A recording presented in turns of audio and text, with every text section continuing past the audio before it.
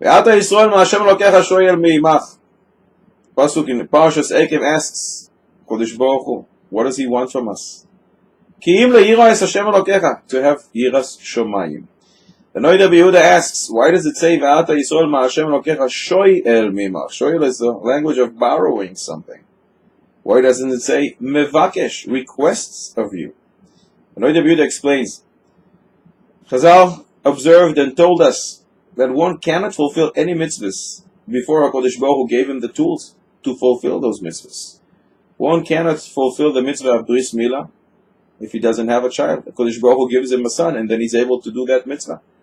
One can't put tzitzis on his garment unless he already has a garment given to him by Hashem. And so it is with tzedakah and maasros and all other mitzvahs.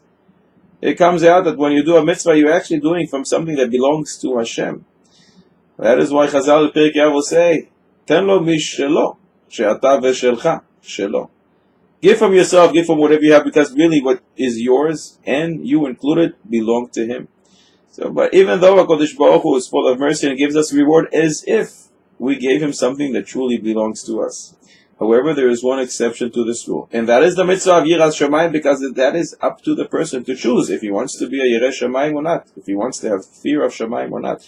And if in fact he chooses to have Yiras Shamayim, fear of Hashem, so then HaKadosh Baruch Hu, as if, is the borrower here, you're giving him something that didn't belong to him before, and he will owe you for that big time, and he will pay you a handsome reward for choosing to have Yiras Shamayim.